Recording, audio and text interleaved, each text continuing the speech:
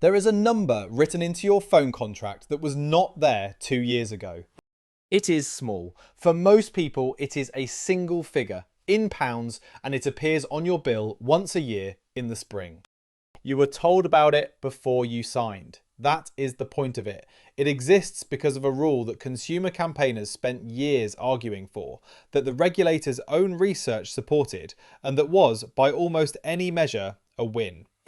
And for the cheapest customers in the country, it made things worse.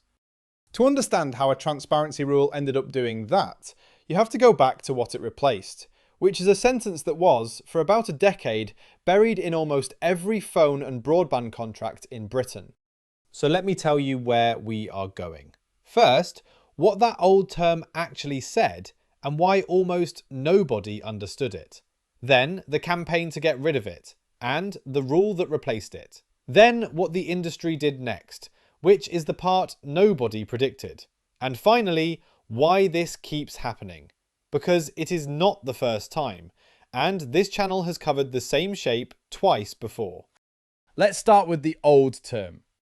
If you signed a phone or broadband contract in Britain between roughly 2015 and 2024, there was a good chance it contained a clause allowing the provider to increase your price every year mid-contract by a figure linked to inflation. The most common formula was the Consumer Prices Index plus 3.9%. So not inflation. Inflation plus almost 4 points on top. Now think about what that means at the moment you sign. You are agreeing to a 2-year contract. You know what you are paying this month. You do not know what you will be paying in 14 months because that depends on a figure that has not been published yet, measuring price changes that have not happened yet in an economy nobody can forecast reliably. You have signed a fixed contract. The price is not fixed. And the part that is not fixed by them either. It is set by a national statistic. Ofcom put this quite precisely when it eventually looked at the practice. It said, the arrangement left customers without sufficient certainty and clarity about the prices they would pay, and unfairly assuming the risk and burden of financial uncertainty from inflation. Assuming the risk, that is the phrase that matters, and we will come back to it. Because that is what the clause actually does. Inflation is a risk that somebody has to carry. A provider selling you a 2-year contract does not know what its own costs will be in year 2 either. So the question is, which party absorbs that uncertainty? And the answer, written into the contract, was you. Now, the obvious objection is that people should read what they sign. And normally I would take that objection seriously. Except Ofcom went and measured it. Among customers who were with providers using inflation-linked price rises, it found that only 16% of broadband customers and 12% of mobile customers were both aware that there would be a price rise and able to identify that it was inflation-linked, with an additional percentage on top. 12%. So 88% of mobile customers on these contracts did not understand the thing they had agreed to. That is not a few people skimming the small print. That is essentially everybody. And Ofcom went further. It found that even when people did consider future inflation-linked rises when choosing a contract, they often did not fully understand them and found it difficult to estimate what the impact could be on their payments. Which is a genuinely difficult problem if you think about it as a disclosure question. How would you disclose this well? The honest statement is, your price will rise by an amount we cannot tell you, determined by a statistic that does not exist yet, plus 3.9%. That is fully transparent. It is also useless because the customer still cannot work out what they will be paying. So the campaign that followed did not ask for better disclosure, it asked for the term itself to be banned. And in January 2025, that is what happened. From the 17th of January, phone, broadband and pay TV providers were prohibited from including inflation-linked or percentage-based price rise terms in any new contract. Instead, any price rise written into a contract must be set out in pounds and pence, prominently and transparently at the point of sale, with providers clear about when the change will take effect.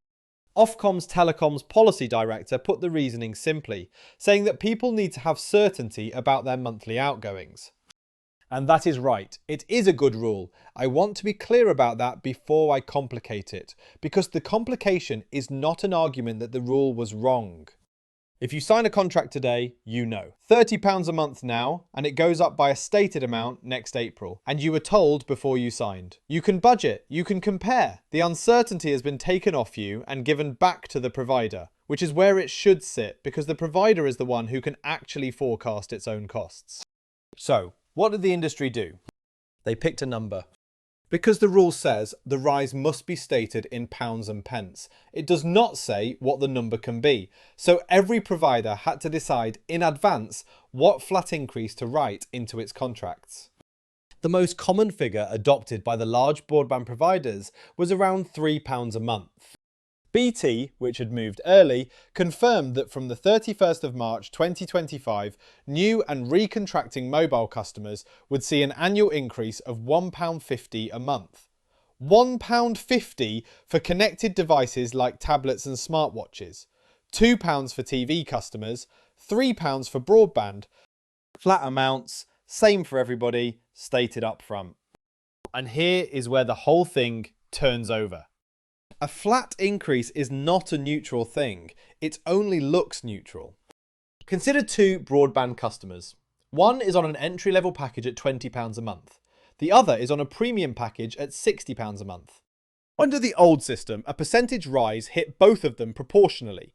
If the formula produced, say, 8%, the first customer paid an extra £1.60 and the second paid an extra £4.80.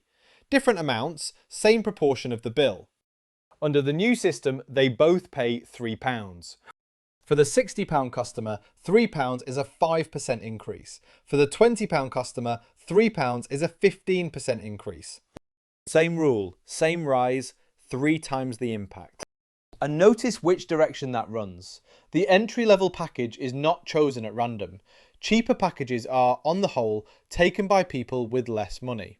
So the flat rise falls hardest, in percentage terms, on the customers with the least room to absorb it. The editor of Think Broadband, an independent site that has analysed this industry for over 20 years, warned about exactly this when the rules were announced.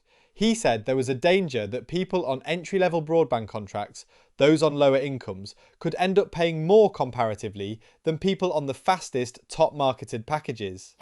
Now, I want to be careful here because this is where an argument like this usually gets overstated. Nobody designed this to hurt poor households. The rule was written to remove uncertainty, and it removes uncertainty. Ofcom was solving the problem it was asked to solve, and it solved it. The flat rate outcome was a commercial decision by providers responding to the rule, not a term of the rule itself. Ofcom did not require £3, it required a number. And a percentage rise is not automatically kinder either. If inflation had spiked to double digits again, a CPI plus 3.9 formula would have been brutal for everybody, and worst in absolute terms for the customers paying most. So this is not a simple story about a rule backfiring. It is a story about what happens when you change the shape of a charge without changing the amount anybody is allowed to charge. If you are finding this useful, that is what this channel is. Every figure from a named source, working out why things cost what they cost and who ends up paying. Subscribing is how you get the next one. There are two other things about this rule that almost nobody knows, and both of them matter more than the headline. The first is that it does not apply to your contract, or at least it probably does not. The rules apply only to new contracts signed from the 17th of January 2025. They are not retrospective. So if you signed up in, say, February 2024 on a contract containing a CPI plus 3.9 clause, that clause is still there and still operating. Millions of people therefore read headlines saying inflation-linked price rises had been banned, while remaining on contracts containing inflation-linked price rises. The ban was real. It simply had not reached them yet, and would not until they recontracted. The second thing is stranger. The rule prohibits price rise terms that are linked to inflation or expressed as a percentage, which means a provider whose increases were never linked to inflation and never expressed as a percentage in the contract sits outside the scope of it. Sky is in that position. Its price increases were not tied to CPI or RPI, so the requirement to state rises in pounds and pence at the point of sale did not bite on it in the same way. Its customers can still face mid-contract increases without those increases necessarily having been quantified in the contract at the outset. So the rule that guarantees you will be told the number in advance does not, in every case, guarantee you will be told the number in advance. Now, let me try to say what all of this actually demonstrates, because it is not really about telecoms. There is a particular kind of consumer protection that works by fixing information. Tell people the number, put it at the point of sale, make it prominent, make it comprehensible, make it early. That family of rules is genuinely useful, and I do not want to be cynical about it. Ofcom's research showed 88% of mobile customers did not understand what they had agreed to, and after the rule, they do. That is a real improvement in a real thing. But an information rule has a specific limit, and it is this. It changes what you know, it does not change what you can do about it. If you are on £20 a month because that is what you can afford, being told in advance that it will become 23 does not give you an alternative. It gives you notice. You will still be paying it and you will have known about it for longer. And that is the same shape I have described on this channel twice already. In the film about Buy Now Pay Later, a new affordability requirement protects people from unaffordable credit, and projections suggested it could exclude up to 30% of users who keep the need and lose the cheap way of meeting it. In the film about the poverty premium, the whole structure runs on people being charged more for the ordinary friction of having no buffer, in ways that are individually defensible and collectively perverse. Here it is again, smaller and more mundane. A rule that makes a price clearer, applied uniformly, producing an outcome that is heaviest on the customers with the least. None of those three involved anybody behaving badly. That is what makes the pattern worth noticing rather than complaining about. Each rule was a correct response to a real harm, drafted by competent people, and each one distributed its effects unevenly because the population it applied to was already uneven. So what should you take from this? Practically, one thing. Your contract is probably not the one in the headlines. Check whether your price rise is a percentage or a pounds and pence figure, and check when you signed, because the answer determines which set of rules you are under. Out of contract customers are usually paying the most and are usually free to leave, which is the only real leverage in this market. But the more useful thing is the general principle, and I would put it like this. When a rule changes how a charge is expressed without changing how large it is allowed to be, somebody will re-express the charge in whatever form the new rule permits, and the form they choose will be the one that suits them best. That is not a failure of the rule. It is what a rule of that kind can do, and all it can do. You now know exactly what your bill will be next April. You were told before you signed, in pounds and pence, prominently and transparently. That is a real improvement, and it is worth having. It is just worth being clear about what it is. It is not a lower price, it is a more honest account of a higher one.